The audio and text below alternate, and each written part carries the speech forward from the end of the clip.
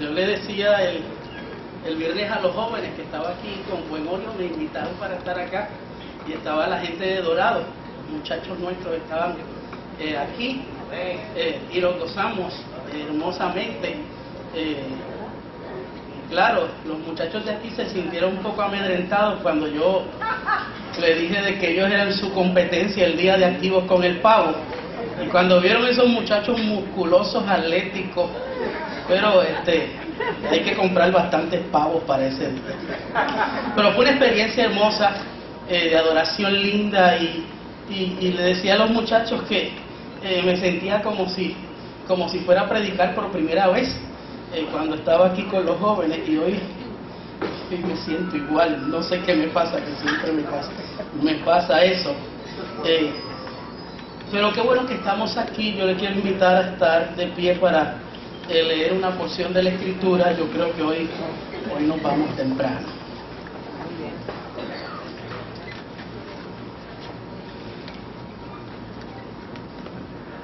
Hechos capítulo 2, algunos versos.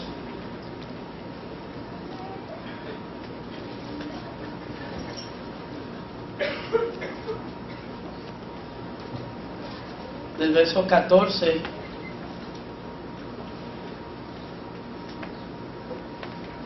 al verso 21.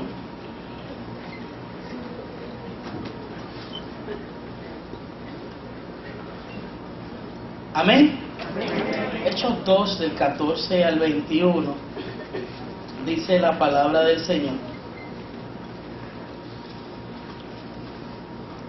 Entonces Pedro, poniéndose en pie con los 11, alzó la voz y les habló diciendo: varones judíos y todos los que habitáis en Jerusalén, esto sea notorio y oíd mis palabras, porque estos no están ebrios como vosotros suponéis, puesto que es la hora tercera del día.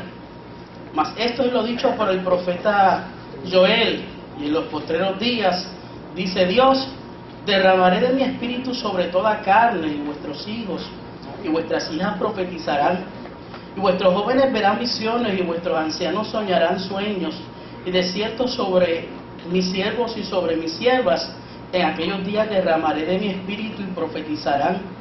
Y daré prodigios arriba en el cielo y señales abajo en la tierra, sangre y fuego y vapor de humo, y el sol se convertirá en tinieblas y la luna en sangre antes que venga el día del Señor, grande y manifiesto.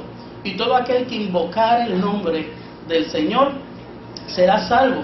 Y vosotros, israelitas, oíd estas palabras: es un nazareno, varón aprobado por Dios entre vosotros, con las maravillas, prodigios y señales que Dios hizo entre vosotros por medio de él, como vosotros mismos sabéis. A este entregado por el determinado consejo y anticipado conocimiento de Dios, prendisteis y matasteis por manos de inicuos, crucificándole, el cual Dios levantó, sueltos los dolores de la muerte, por cuanto era imposible que fuese retenido por ella. Leí unos más, pero no hay problema con eso. Te puedes sentar.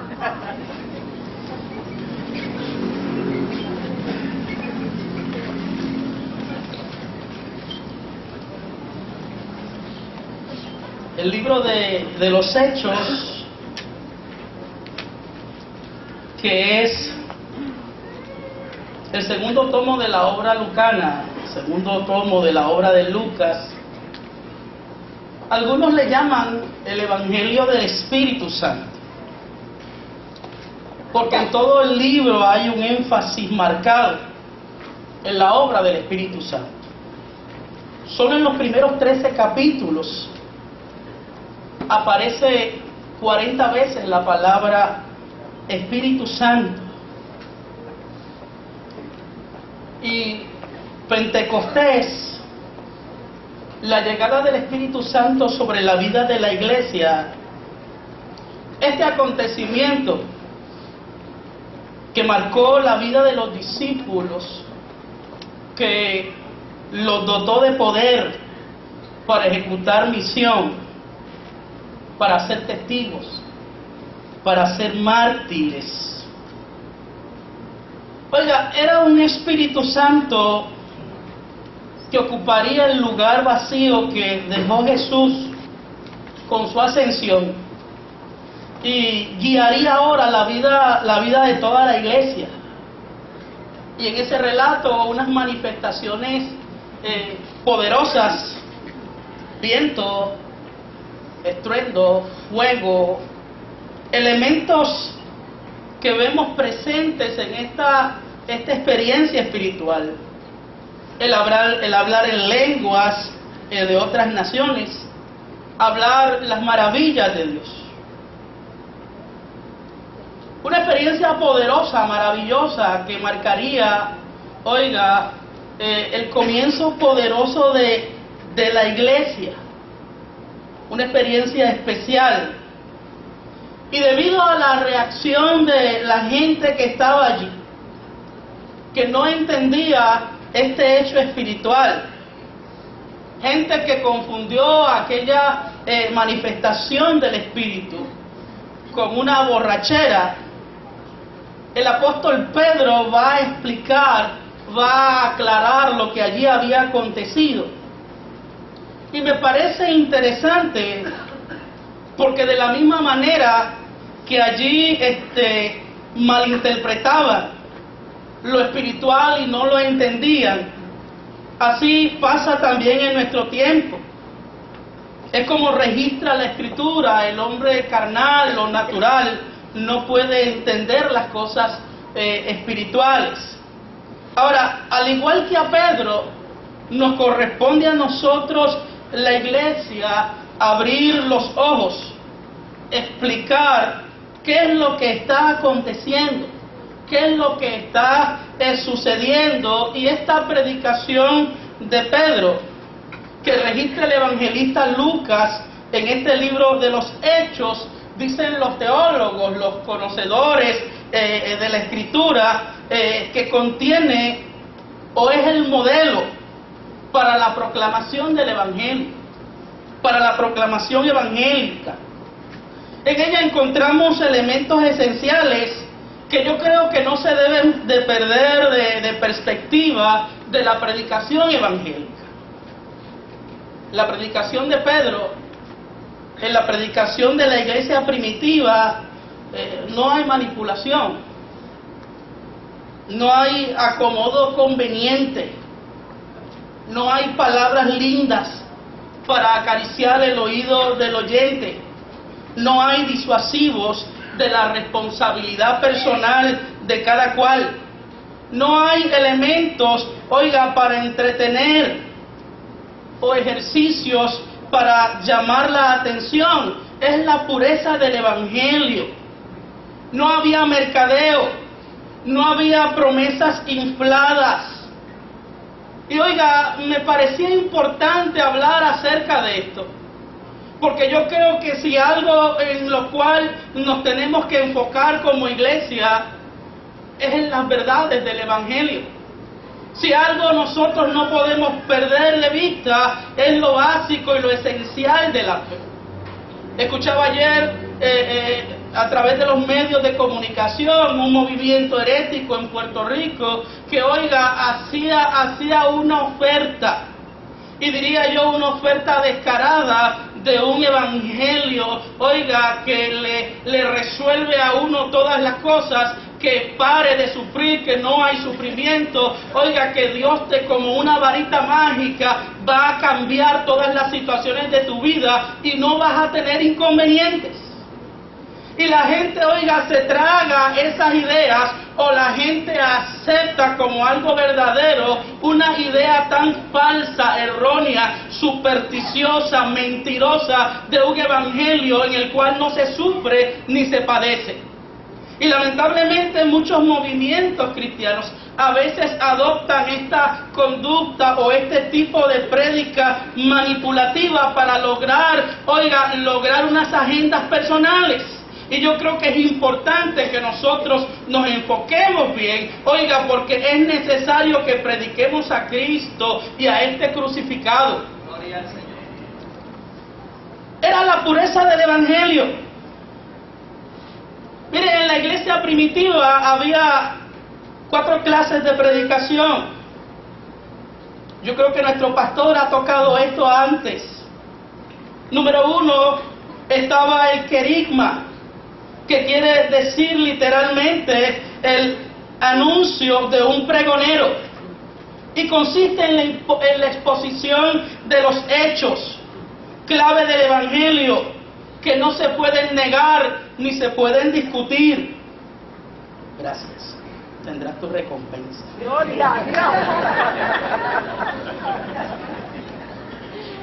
Son los acontecimientos de la vida de Jesús. Y los acontecimientos de la vida de Jesús, oiga, no los podemos cambiar.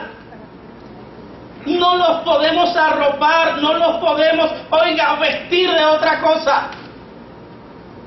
Está el número 2, la didaje, que quiere decir literalmente enseñanza, y que dilucida y desarrolla el significado y las implicaciones de los hechos que se han proclamado, o del querigma, que es la proclamación de la vida de Jesús. Es como si el predicador exponiera los hechos de la vida de Jesús, y los oyentes le preguntaran: ¿y ahora qué? La didaje sería la respuesta, la enseñanza de esos hechos. Número 3, la paraclesis o exhortación. Esta clase de predicación presentaba a los oyentes la obligación de ajustar su vida al querigma y a la didaje que ya se les había dado. Era la aplicación de esos hechos y la enseñanza. Era el qué hago con lo que aprendo. Y yo creo que nos hemos quedado en la proclamación y en el didaje. Pero oiga, en el qué hago con lo que aprendo, yo creo que es la problemática que tenemos todos los seres humanos. Yo creo que es la problemática que tenemos todos los cristianos. ¿Qué hago con lo que escucho de Jesús? ¿Qué hago con lo que se me enseña acerca del Evangelio? Y número 4, la homilía, que es el desarrollo de un tema a la luz del Evangelio. Se supone, hermanos, que una predicación integral tiene algo de los 4 elementos. Contiene la proclamación de los hechos clave del Evangelio, la explicación del significado de esos hechos, la exhortación a ajustar la vida y el desarrollo de todas las actividades de la vida a la luz de la Escritura. Ahora bien, este relato del libro de los Hechos, aquí nos encontramos especialmente con el querigma, con la proclamación, porque este libro nos relata, oiga, la proclamación evangélica que se dirige a los que no conocen al Señor, a los que, oiga, no han recibido la buena nueva, a los que no han recibido la buena noticia. Y este elemento, hermanos, es importante, porque si algo está llamado a hacer la iglesia es a proclamar las buenas nuevas del Evangelio al mundo. El quehacer evangélico de la iglesia con los no creyentes es la proclamación, es el querigma, son los hechos de Jesús, es hablar de su obra, es hablar de sus milagros, es hablar de su compasión, es hablar de su misericordia, es hablar de las cosas que hizo mientras caminó en esta tierra. Y me parece errado el que la iglesia se desenfoque, oiga, de lo principal y traten de explicar o enseñar a los no creyentes, oiga, antes de proclamarle.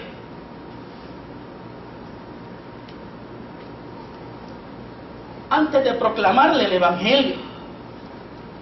A los conversos, a nosotros, se nos enseña, se nos educa en la fe.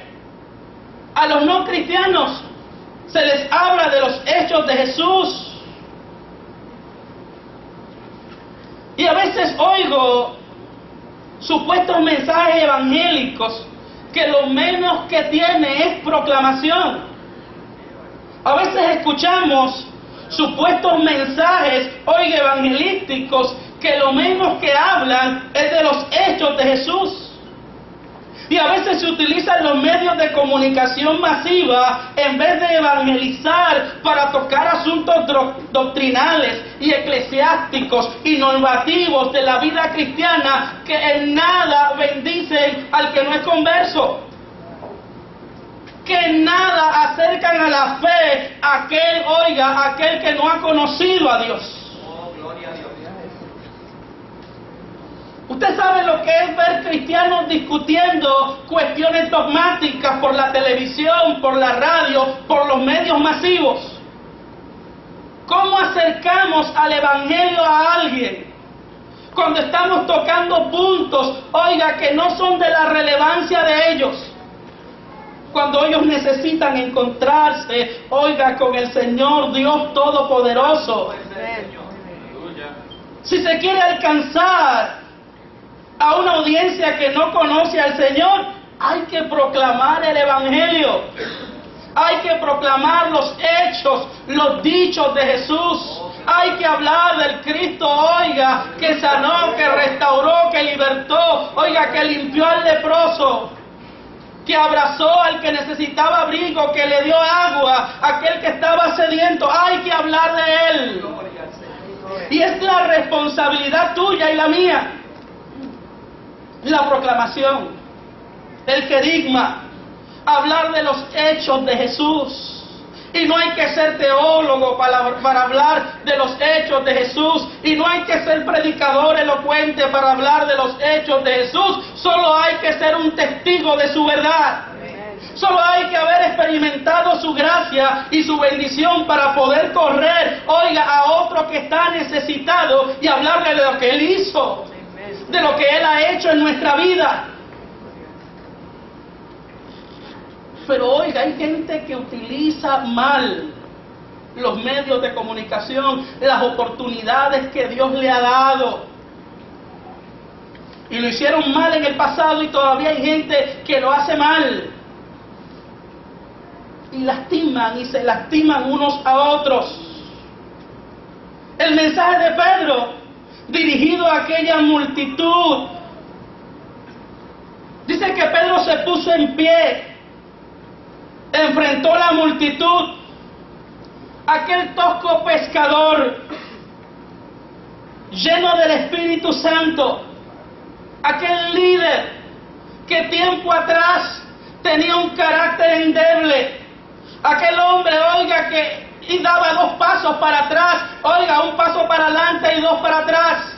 Aquel hombre que antes de la experiencia con el Espíritu Santo, decía sí voy y después no voy.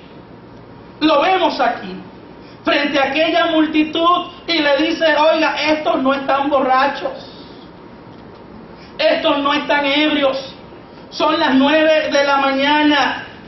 La costumbre judía era no comer hasta después de esa hora, que era la hora de la oración. El vino solo se comía, se comía con carne, y esto solo se comía por la tarde. Ellos no están ebrios. Claro, si fuera en Puerto Rico sería otro cantar, otra explicación. ¿Cuál es la explicación? Pedro le dice, es que se está cumpliendo lo que dijo el profeta Joel. He aquí el significado de lo que había acontecido. La clave era la frase en los postreros días. Y claro, esto hay que verlo dentro del contexto judío. Pedro cita al profeta Joel, pone en práctica lo que enseñó Jesús, de que primero citaran la Escritura y luego mostraran el cumplimiento y la aplicación de ella. Joel predijo el derramamiento del Espíritu Santo y explica que aquello era, la profecía cumplida. Y con esto le indica que los posteros días, de Dios habían llegado. Joel había profetizado la venida del Señor en los últimos días. Los judíos, nunca perdían de perspectiva que eran el pueblo de Dios, e interpretaban que Dios les había elegido para una gloria, un privilegio especial entre todos los pueblos de la tierra. Sin embargo, eran una nación pequeña. Su historia había sido desastrosa. Estaba claro que por medios humanos jamás alcanzarían aquella gloria que esperaban. Así que entendían que solo Dios lo haría posible. Y empezaron a esperar el día, que Dios intervendría directamente en la historia de ellos y los elevaría al honor que ellos soñaban. Ese día para ellos era el día del Señor. Los judíos creían en dos edades: la edad presente y la edad por venir, que sería el siglo de oro de Dios. Ellos entendían que entre esas edades estaba ese día grande del Señor, y vendría tan por sorpresa como ladrón en la noche, como ladrón nocturno. Los cimientos de la tierra serían sacudidos. A lo largo del Antiguo Testamento, 1 de Samuel, Amós, Sofonías, se habla de este acontecimiento. Pedro le dice a aquella multitud: ese día ha llegado, estamos en los postreros días. El hecho es que con la muerte y la resurrección de Jesús, y con la dádiva del Espíritu Santo, este reino se había inaugurado. La obra del Espíritu Santo en esos postreros días podría describirse como una obra niveladora y como una era catastrófica. Niveladora, porque el Espíritu Santo se derramaría, sobre toda carne. Es decir, no solo sería prerrogativa de los profetas, no solo sería prerrogativa de los sacerdotes, no, sobre los hijos y sobre vuestras hijas y sobre vuestros jóvenes y sobre vuestros ancianos se derramaría el Espíritu Santo de Dios. Lo catastrófico, porque habría prodigios en el cielo, habría señales en la tierra. El sol se convertiría en tinieblas. Ese día, como toda la tradición profética, produciría peligro y terror. Y es imposible insistir que la cita de Joel es de suma importancia en el libro de los Hechos, donde juega un papel que es, semejante a la cita de Lucas, cuando habla del día, del Señor, capítulo 4, verso 18. Y en el tercer evangelio, esta cita resume el carácter de la vida de Jesús. El día agradable del Señor. El día en que restauraría, el día en que los presos, tendrían apertura de la cárcel. Este día de la cita de Joel resume el carácter de la obra del Espíritu Santo de Dios. Y el mensaje de Pedro y toda la proclamación del Nuevo Testamento contiene unos elementos y unas pruebas que son importantes. Contienen las pruebas de que Jesús y todo lo que sucedió son el cumplimiento de la profecía del Antiguo Testamento. Dice que la proclamación del cumplimiento profético presentan una gran verdad, la de que la historia no es mera casualidad. La historia no es una casualidad sin razón y sin propósito. Que creer en el cumplimiento profético es creer en Dios y creer que Dios está en control de todas las cosas. Creer en el cumplimiento profético es creer, que Dios está llevando a cabo un plan, un propósito. Pedro insiste, que la cruz, que lo que hizo Jesús en la cruz no fue un accidente. Fue el plan premeditado de Dios, Oiga, no fue una salida de emergencia porque otro plan le haya fallado a Dios. No, era el plan que hizo Dios desde el principio. Y tenemos que proclamarlo. Y tenemos que darlo a conocer. Número 2, el mensaje de Pedro testifica que Jesús, oiga, Jesús es el Mesías prometido. Jesús es el Mesías esperado, que no hay otro, que no hay que esperar a nadie más. Oiga, la iglesia primitiva tenía la convicción de que con Jesús la eternidad había invadido el tiempo y Dios había aparecido en la escena humana. Con la venida de Jesús se había hecho presente algo crucial, algo irrepetible y algo definitivo. Tenemos que proclamar eso. Tenemos que enseñar eso. Tenemos que darle a conocer eso a la gente. Mire, la predicación original de la iglesia exponía la historia de Jesús, que era descendiente del rey David, que había impartido enseñanzas y que había obrado milagros, que le habían crucificado, que había resucitado y que estaba a la diestra de Dios. La iglesia no puede encerrar su mensaje en algo meramente motivacional. La iglesia no puede encerrar su mensaje en algo sencillamente inspirador para que la gente piensa que, oiga, esto es un mero humanismo. La iglesia tiene que enfocarse en que todo nuestro poder, en que todo radica, oiga, en lo que hizo Jesús, en lo que enseñó Jesús, en lo que es Él. No podemos cambiar el mensaje evangélico por un mensaje que acaricia el oído del oyente, que muchas veces lo menos que se proclama es la historia de Jesús, y Él es el que cambia los corazones. Y Él es el que cambia la vida de la gente. Los creyentes del primer siglo entendieron que el evangelio dependía, oiga, de la vida terrenal de Jesús, y había que relatar su vida. Pero también estaban convencidos que aquella vida terrenal no era el final de la historia, sino que Jesús había resucitado. Jesús para ellos no era alguien acerca de quien leían o escuchaban una historia, sino que era alguien a quien habían encontrado. Era alguien a quien conocían en su experiencia personal. No era alguien muerto, era una presencia viva y constante en su vida. Cuando hables de Jesús, no lo presentes como una historia del pasado. No lo presentes como un héroe del ayer. Preséntalo como alguien vivo que está presente hoy, actuando en tu vida. Hay que proclamar un Cristo vivo. Sin la resurrección no hubiese iglesia cristiana.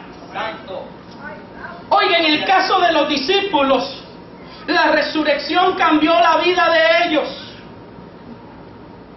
La cruz los había dejado totalmente destrozados, sin esperanza, sin razón para vivir. Le habían movido el piso, el tapete. Pero la resurrección le cambió la vida. De desamparados a hombres y mujeres henchidos de vida, de cobardes a héroes. Oiga, saber que tenemos un Cristo que venció la muerte, debe incitarnos a vencer cualquier circunstancia, debe incitarnos a vivir sin temor, debe, oiga, convencernos de que no vivimos en soledad ni estamos en desesperación, porque Él está aquí presente, porque Él está aquí con nosotros. La gente tiene que saber que usted le sirve a un Cristo vivo. La gente tiene que saber, oiga, que Cristo reside y preside su vida. La iglesia primitiva proclamaba la segunda venida del Señor. La iglesia primitiva, oiga, se acordó de aquellas palabras: vendré y os tomaré a mí mismo. para que donde yo estoy, vosotros también estéis. Fui a prepararle lugar, a arreglarle la casa, a acondicionarle el lugar, para que estén cómodos un día conmigo. No podemos dejar de proclamar, oiga, que Él viene otra vez. Ya sea que venga y nos tome, ya sea que en un abrir y cerrar de ojos partamos de aquí, para nosotros Él viene a buscarnos. Para nosotros Él viene otra vez. Si no viniese otra vez, oiga, fuésemos los más dignos de conmiseración de todos los hombres. Y lamentablemente la iglesia actual muchas veces se ha acomodado porque han presentado el evangelio, oiga, como una vida territorial, como una vida aquí en la tierra plena, y como que el cielo jamás hace falta. Y han venido a presentar una vida cristiana sin sufrimiento, sin padecer, sin situaciones difíciles. ¿Para qué el cielo si el cielo está aquí? Oiga, ¿cómo se va a presentar una vida sin sufrimiento si un día todos nos vamos a morir? Nuestros familiares se van a morir. Oiga, los otros días me llevé la uña de este dedo del pie con el zapacón de casa. Y yo paré de sufrir cuando se me quitó el dolor. Pero oiga, lo sufrí, lo padecí. Jesús jamás enseñó que no tendríamos sufrimientos. Jesús nos enseñó una calidad de vida que va por encima del sufrimiento. Jesús nos enseñó una vida enmarcada, no en esta tierra, ni lo que la tierra presenta, ni lo que la tierra nos ofrece. Presentó una vida de que un día partiremos de aquí, de que esto se acaba ahorita, de que esto se acaba pronto y hay algo mejor para nosotros. Oiga, donde el hollín ni los ladrones minan ni hurtan. Hay que proclamar esa venida. Hay que proclamar esa realidad, porque oiga, yo quiero ver lo que ojo no ha visto. Yo quiero participar de aquel lugar donde no hay dolor ni sufrimiento, donde cuando oiga despedimos el duelo, cuando un ser muere, le decimos: ahora descansa de sus fatigas, ahora descansa de sus pesares. La predicación evangélica, oiga, terminaba con la afirmación de que solo en Jesús hay salvación, de que solo en Él hay vida, de que el que cree en Él, oiga, además de recibir salvación, recibiría el don del Espíritu Santo. Mira, el tema de la crucifixión produce un efecto importante, oiga, un efecto impactante en el corazón del ser humano. Lo que Pedro les dijo acerca de la crucifixión, acerca, oiga, de esa obra redentora, dice el texto bíblico que cuando le escucharon les compungió, oiga, de corazón. Otra versión dice, les atravesó el corazón. Y su corazón un día fue atravesado. Y su corazón un día fue impactado. Y a lo mejor usted lo traduce en otra manera. A lo mejor ese día sintió que le apretaban el corazón. A lo mejor ese día sintió el masaje de Dios en el corazón. A lo mejor ese día sintió a Dios operando las heridas del corazón. Pero algo sucedió en su corazón ese día. Ellos dijeron: ¿qué haremos? Pedro les dijo: arrepentíos y bautícense, poneos a salvo.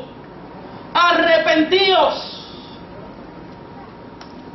Cambien de pensamiento. Cambio de mentalidad, cambio de actitud. Hay que predicar arrepentimiento. Hay que decirle al hombre que está perdido. Hay que decirle al hombre que va barranca abajo si no se encuentra con Dios. Hay que decirle al hombre que está sumido en delitos y pecados. No podemos, oiga, desviarnos del mensaje real, porque el Señor vino a buscar y salvar lo que se había perdido. Oiga, la gente tiene que sentirse pecadora cuando llega a Jesús. La gente tiene que sentirse que ha estado extraviada, que ha estado de espalda a Dios. Y a veces, oiga, nosotros el Evangelio lo utilizamos como una oferta que se mercadea y le decimos a la gente: ven acá que Él te va a dar, ven acá que Él te va a ofrecer esto. Sí, te va a ofrecer, te va a bendecir, te va a sanar, va a restaurar tu familia, va a restaurar tu hogar, pero te tienes que arrepentir de tus pecados. Pero tienes que reconocer que eres pecador, pero tienes que reconocer que necesitas salvación. Esto no es la idea de recibir un beneficio de Dios sin reconocer primero que lo necesitamos a Él. Esto no es la idea de que el Señor me dé una dádiva sin primero venir postrado de rodillas y decirle: Señor, contra ti he pecado y he hecho lo malo delante de tus ojos. El hombre tiene que reconocer que es pecador. Y el hombre tiene, oiga, como cristiano, debe ser bautizado para ser un seguidor de Jesucristo. Y el bautismo, oiga, es la señal que indica que una persona pertenece al pueblo de Dios. Arrepentimiento, bautismo y fe están vinculados teológicamente. Y cuando el creyente, oiga, que se arrepiente es bautizado, está haciendo pacto de fe. Está testificando al mundo de una forma externa la fe que está en su corazón. Está diciéndole a la gente: yo he recibido, yo he aceptado a ese Cristo maravilloso y yo quiero que todo el mundo lo sepa. Y yo quiero que todo el mundo lo conozca. Testificar al mundo: ahora que soy cristiano. Oiga, y luego del arrepentimiento y la conversión, viene a nuestra vida un poder que no teníamos antes, oiga, que es ese poder, el poder del Espíritu Santo. Viene a nuestra vida, oiga, ese don maravilloso, esa dádiva celestial que dice, oiga, el apóstol Pablo, que son las primicias de la gloria de Dios. Esa experiencia del Espíritu Santo que cuando le permitimos que tome el control y se adueñe de nuestra vida, de nuestro carácter, de nuestros sueños, de todo nuestro ser, oiga, nos sentimos más que vencedores por medio de aquel que nos amó. Ese Espíritu Santo viene a nuestra vida. Ese Paracletos, ese ayudador, ese que nos ayuda a caminar. Ese que nos guiará a toda verdad y toda justicia.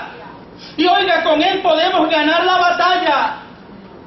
La batalla que siempre perdimos antes, ahora con Él la ganamos. Y resistir todo lo que por nosotros mismos seríamos incapaces de resistir. Él es el ayudador. Inclusive dice la Escritura, si no sabemos pedir como conviene, Él pide por nosotros. Ojalá la iglesia se reenfoque. Ojalá la iglesia se reenfoque en lo principal, en el querigma, en el proclamar las verdades de Jesús a todos los hombres, en el hablar de este mensaje. Oiga, la didaje, la enseñanza, se la vamos a dar a la gente cuando esté aquí, el discipulado, oiga, lo doctrinal, se lo vamos a dar a la gente cuando esté aquí. Jamás usted puede escamar un pescado hasta que lo tenga en las manos. Así que es importante que no dejemos de proclamar, oiga, a los cuatro vientos, que Jesucristo es el Señor, lo que hizo en nuestra vida, lo que hace y lo que seguirá haciendo para